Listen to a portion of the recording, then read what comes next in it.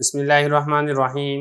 مختصر القدوری کا 9واں باب ہے کتاب الحج، سبق نمبر 14 میں خوش آمدید۔ آج کے سبق میں ہم باب القران پڑھیں گے۔ عبارت دیکھ لیں۔ القران افضل عندنا من التمتع والافراد وصفۃ القران یحل بالعمرۃ والحج معا من المیقات ویقول عقیب الصلاۃ اللهم انی اريد الحج والعمرۃ فیسرهما لی وتقبلهما منی۔ فإذا دخل مکۃ ابتدأ بالطواف بالبیت 7 اشواط یرمل فی الثلاثة الأول منها ویمشی فیما بقی علی حیته وسعى بعدها بین الصفا والمروة وهذا افعال العمرة ثم يطوف بعد السعی طواف القدوم ویسعى بین الصفا والمروة للحج كما بیناه فی حق المفرد۔ ترجمہ دیکھ لیں۔ اور قران افضل ہے ہمارے نزدیک تمتع اور افراد سے، اور قران کی صفت یہ ہے کہ وہ احرام باندھے عمرے اور حج کا اکٹھا میقات سے، اور وہ یہ کہے گا نماز کے بعد، اے اللہ میں ارادہ کرتا ہوں حج اور عمرے کا، تو ان دونوں کو آسان کر دے میرے لیے اور قبول کر دے مجھ سے۔ اور جب داخل ہوگا مکہ میں تو ابتدا کرے گا طواف سے بیت اللہ کے 7 چکر، رمل کرے گا پہلے 3 میں اور باقی میں چلے گا اپنی حیت پر، اور سعی کرے گا صفا اور مروہ کے درمیان، یہ فعل عمرہ ہے۔ پھر طواف کرے گا سعی کے بعد طواف قدوم، اور سعی کرے گا صفا اور مروہ کی حج کے لیے، جیسا کہ ہم بیان کر چکے ہیں مفرد کے حق میں۔ عبارت ہوگی ہے، ترجمہ ہو گیا ہے، اب چلتے ہیں اس کی تشریح کی طرف۔ تو دیکھیں یہ باب ہے قران کے بارے میں، تو یہاں پہ 2-3 باتیں ہیں سمجھنے والی، ایک ایک کر کے ان کو سمجھ لیتے ہیں۔ پہلی بات تو یہ ہے کہ آپ نے اس کو قران پڑھنا ہے، آپ نے اس کو قرآن نہیں پڑھنا ہے۔ دوسری بات یہاں پر یہ ہے کہ قران ہوتا کیا ہے۔ دیکھیں قران کا لغوی معنی ہے 2 چیزوں کو جمع کرنا، اصطلاحی معنی یہ ہے کہ ایک احرام میں آپ دونوں کو جمع کر لیں، حج کو بھی اور عمرے کو بھی، اس کو کہا جاتا ہے قران۔ اس سے پہلے جو ہم نے 13 کے 13 اسباق پڑھے ہیں وہ ہم نے حج افراد کے بارے میں پڑھے ہیں۔ حج افراد جو کرنے والا ہوتا ہے اس کو کہا جاتا ہے مفرد، اور جو حج قران کرنے والا ہوتا ہے اس کو کہا جاتا ہے قارن۔ اسی طریقے سے ایک تیسری قسم بھی ہوتی ہے حج تمتع۔ حج تمتع جو کرنے والا ہوتا ہے اس کو کہا جاتا ہے متمتع۔ تو حج افراد کرنے والا جو مفرد ہوتا ہے اس کے بارے میں ہم ساری تفصیل پڑھ چکے ہیں 13 اسباق میں۔ یہ والا جو باب ہے اس میں ہم نے قران یعنی جو قارن ہوگا اس کے بارے میں ہم نے پڑھنا ہے۔ اس سے آگے والا جو باب ہے اس میں ہم نے حج تمتع کے بارے میں پڑھنا ہے۔ تو حج قران کی میں آپ کو تعریف بتا چکا ہوں کہ ایک احرام میں آپ حج اور عمرہ دونوں کی نیت کریں۔ تو دیکھیں حج افراد اور حج قران میں تھوڑا سا فرق ہے۔ ایک فرق تو میں نے آپ کو بتا دیا ہے کہ قران میں دونوں کی نیت کی جاتی ہے، جبکہ حج افراد میں صرف اور صرف حج کی نیت کی جاتی ہے۔ دوسرا اس میں یہ ہے کہ اس میں عمرہ کرنا بھی فرض ہوتا ہے، جو کہ حج افراد کے اندر نہیں ہوتا ہے۔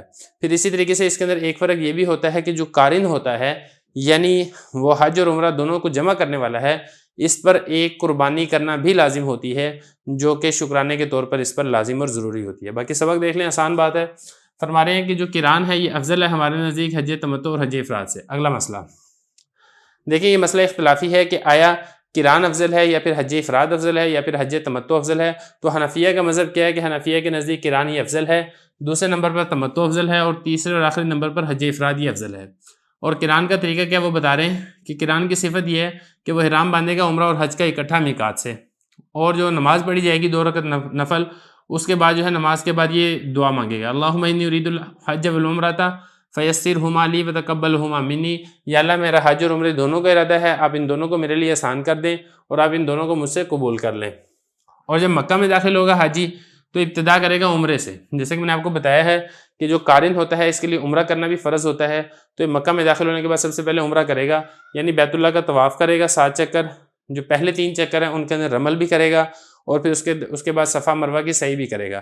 لیکن صفا مروہ کی صحیح کرنے کے بعد جیسے عام طور پہ ایک عمرہ کرنے والا ہوتا ہے کہ وہ حلق کروا لیتا ہے اور احرام سے آزاد ہو جاتا ہے، لیکن جو قارن ہے یہ حلق نہیں کروائے گا، کیونکہ اس نے بھی احرام نہیں کھولنا ہے، اس نے پھر حج کرنے کے بعد پھر اس نے احرام کھولنا ہے۔ تو یہ والا کام کرے گا، 3 چکروں میں یہ رمل کر لے گا، باقی جو چکر ہیں اس میں اپنی حیت یعنی آرام سکون سے چلے گا۔ وہ ساری والی ترتیب ہے جو میں آپ کو حج افراد کے بارے میں بتا چکا ہوں۔ وسعی بعدها بین الصفا والمروہ، اور اس کے بعد صفا مروہ کے درمیان صحیح کرے گا۔ یہ ہو گیا عمرہ کے افعال۔ ایک چیز رہ گئی ہے، وہ کیا ہے؟ حلق کر کے احرام کھولنا، وہ نہیں کرے گا جیسا کہ میں آپ کو بتا چکا ہوں۔ اس کے بعد پھر اس صحیح کے بعد پھر طواف قدوم کرے گا اور صفا مروہ کے درمیان صحیح کرے گا حج کی، جیسا کہ ہم نے مفرد کے بارے میں آپ کو تفصیل سے بتا چکے ہیں کہ جو طواف قدوم ہے وہ مفرد کے اوپر کرنا یہ سنت ہوتا ہے۔ تو لہذا جب اس نے عمرہ کر لی ہے اب یہ وہی حج افراد والے کام کرے گا، بالکل ویسے ہی طواف قدوم کرے گا، پھر اس کے بعد 8 ذی الحجہ سے وہ جو افعال حج ہیں وہ شروع ہو جائیں گے۔ فَإِذَا رَمَى الْجَمْرَةَ يَوْمَ النَّحْرِ ذَبَحَ شَاةً أَوْ بَقَرَةً أَوْ بَدَنَةً أَوْ سَبْعَ بَدَنَةٍ أَوْ سَبْعَ بَقَرَةٍ فَهَذَا دَمُ الْقِرَانِ فَإِن لَّمْ يَكُن لَّهُ مَا يَذْبَحُ صَامَ ثَلَاثَةَ أَيَّامٍ فِي الْحَجِّ آخِرُهَا يَوْمُ عَرَفَةَ فَإِن فَاتَهُ الصَّوْمُ حَتَّى يَدْخُلَ يَوْمُ النَّحْرِ لَمْ يَجُزْهُ إِلَّا الدَّمُ ثُمَّ يَصُومُ سَبْعَةَ أَيَّامٍ إِذَا رَجَعَ إِلَىٰ أَهْلِهِ فَإِن صَامَهَا بِمَكَّةَ بَعْدَ فَرَاغِهِ مِنَ الْحَجِّ جَازَ فَإِن لَّمْ يَدْخُلِ الْقَارِنُ بِمَكَّةَ وَتَوَجَّهَ إِلَىٰ عَرَفَاتٍ فَقَدْ صَارَ رَافِضًا لِعُمْرَتِهِ بِالْوُقُوفِ وَسَقَطَ عَنْهُ دَمُ الْقِرَانِ وَعَلَيْهِ دَمٌ لِرَفْضِ الْعُمْرَةِ وَعَلَيْهِ قَضَاؤُهَا۔ ترجمہ دیکھ لیں۔ اور جب رمی جمرہ کرے گا یوم نہر کو تو ذبح کرے گا ایک بکری کو یا ایک گائے کو یا ایک اونٹ کو، یا اونٹ کا 7واں حصہ یا گائے کا 7واں حصہ، یہ دم قران ہے۔ اور اگر اس کے پاس نہ ہو وہ جسے وہ ذبح کرے تو وہ 3 دن کے روزے رکھے گا حج میں، آخری دن وہ یوم عرفہ ہوگا۔ اور اگر اس سے روزے فوت ہو جائیں یہاں تک کہ داخل ہو جائے قربانی کا دن تو جائز نہیں ہے سوائے خون بہانے کے، پھر وہ روزے رکھے گا 7 دن جب وہ لوٹے گا اپنے گھر والوں کی طرف۔ اور اگر اس نے روزہ رکھا مکہ میں حج سے فارغ ہونے کے بعد تو بھی جائز ہے۔ اور اگر قارن داخل نہ ہوا مکہ میں اور وہ چلا گیا عرفات کی طرف تو وہ چھوڑنے والا ہوگا عمرہ کو وقوف عرفات کے ساتھ اور ساقط ہو جائے گا اس سے دم قران، اور اس پر دم لازم ہوگا عمرہ کو چھوڑنے کی وجہ سے، اور اس پر لازم ہوگی اس کا قضا کرنا۔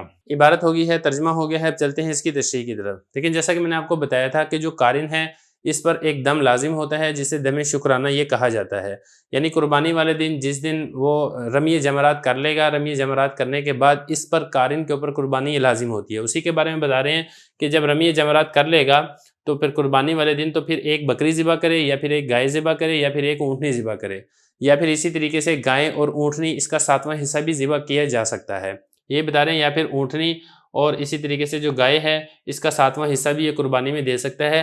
ہادہ دم القرانی، یہ دم قران ہوتا ہے جو بطور شکرانے کے قارن کے اوپر واجب اور لازم ہوتا ہے۔ فَإِن لَّمْ يَكُن لَّهُ مَا يَذْبَحُ صَامَ، اگلا مسئلہ، اگر قارن ایسا ہے جس کے پاس اتنے پیسے نہیں ہیں کہ وہ دم قران دے سکے تو پھر اس کے ذمہ یہ ہے کہ وہ 3 روزے پہلے رکھ لے حج سے پہلے، اور اسی طریقے سے جو 7 روزے ہیں وہ اس کے بعد میں رکھ لے، تو کل 10 روزے پورا کر لے تو پھر یہ بھی دم قران کے یہ مقابل اور عوض ہو جائیں گے۔ لیکن جو 3 روزے رکھنے ہیں وہ یہ ہے کہ 10 سے پہلے رکھ لینے ہیں، اور بہتر یہ ہے کہ 7، 8، 9 ان 3 تاریخوں کے اندر وہ 3 روزے رکھ لے۔ اور اگر اس نے روزے نہیں رکھے یہاں تک کہ 10 ذی الحجہ آ گئی تو اب اس کے ذمہ صرف اور صرف قربانی ہی لازم ہے، اب روزے تو وہ رکھ نہیں سکتا ہے۔ اور جو باقی یہ والے 7 روزے ہیں وہ ایام تشریق کے بعد یہ رکھے گا، چاہے حج سے لوٹنے کے بعد گھر آ کر رکھ لے یا پھر یہ ہے کہ حج مکمل کرنے کے بعد مکہ ہی میں رکھ لے، دونوں باتوں میں اس کو اختیار ہے۔ یہی بتا رہے ہیں کہ فَإِن لَّمْ يَكُن لَّهُ مَا يَذْبَحُ، تو ہو گیا نا۔ فَإِن فَاتَهُ الصَّوْمُ، اور اگر اس سے، بلکہ اس کو دیکھ لیں، اور اگر اس کے پاس اتنا مال نہیں ہے کہ وہ ذبح کر لے تو وہ 3 روزے رکھے گا حج میں، آخری جو روزہ ہوگا وہ یوم عرفہ یعنی 9 ذی الحجہ کو ہوگا۔ 7، 8، 9 کو رکھ لے تبھی بہتر ہے، اس سے پہلے بھی رکھ سکتا ہے، 9 کے بعد نہیں۔ فَإِن فَاتَهُ الصَّوْمُ، اور اگر اسے روزے فوت ہو گئے یہاں تک کہ داخل ہو گئے یوم نہر، 10 ذی الحجہ آ گئی، اس نے روزے نہیں رکھے تھے، لم یجزہ الا الدم، تو سوائے خون بہانے کے اور کوئی چیز کافی نہیں ہے، اس کے ذمہ لازم ہوگا ایک قربانی ہی کرے گا، اب روزے یہ نہیں رکھ سکتا ہے۔ بہرحال 3 روزے اگر اس نے پہلے رکھ لیے، 10 ذی الحجہ سے پہلے رکھ لیے، تو پھر جو باقی 7 ہیں وہ کب رکھے گا؟ اذا رجع الی اہلہ، جب اپنے گھر واپس لوٹ آئے گا، اور اگر مکہ میں ہی رکھ لیتا ہے حج سے فارغ ہونے کے بعد تو تب بھی جائز ہے۔ آخری مسئلہ یہاں پر یہ دیکھ لیں، آخری مسئلہ حضرت یہ بتا رہے ہیں کہ جو قارن تھا، جیسا کہ میں نے آپ کو بتایا تھا کہ قارن نے سب سے پہلے مکہ میں آ کے عمرہ کرنا ہوتا ہے، لیکن جو قارن تھا یعنی جس نے حج قران کیا ہے، حج اور عمرے دونوں کی اکٹھی نیت اور احرام باندھا ہے، وہ مکہ میں نہیں آتا، وہ ڈائریکٹ عرفات ہی چلا جاتا ہے اور وقوف عرفات کر لیتا ہے۔ تو پھر اگر اس نے وقوف عرفات کر لیا ہے تو پھر اس صورت کے اندر جو قارن ہے اس نے جو حج قران کے اندر جو عمرہ تھا اس نے عمرے کو چھوڑ دیا ہے، تو لہذا جو بطور شکرانے کے قربانی لازم ہو رہی تھی 10 ذی الحجہ کو، وہ قربانی سے ساقط ہو جائے گی، لیکن چونکہ اس نے عمرے کا احرام باندھا تھا پھر اس نے اس کو چھوڑ دیا، تو لہذا اس عمرے کی بعد میں قضا کرنے بھی لازم ہوگی، اور چونکہ اس نے عمرے کو چھوڑ دیا ہے لازم کرنے کے بعد تو لہذا اس کے اوپر ایک دم بھی لازم ہوگا۔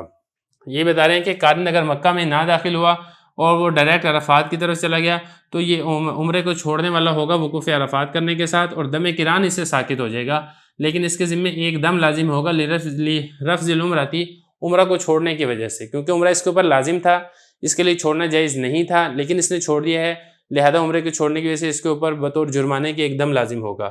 وعلیہ قضاؤہا، اور اسی طریقے سے چونکہ عمرہ ویسے تو اس کے اوپر لازم نہیں تھا لیکن اس نے خود اپنے اوپر لازم کیا ہے، تو لہذا اس عمرے کی قضا کرنی بھی اس پر لازم اور ضروری ہوگی۔ تو یہ قران کا تھوڑا سا مسئلہ ہے، فرق ہے، باقی یہ مکمل ہو گیا باب۔ اب اس سے اگلا جو باب ہے اس کے اندر ہم حج تمتع کے بارے میں پڑھیں گے۔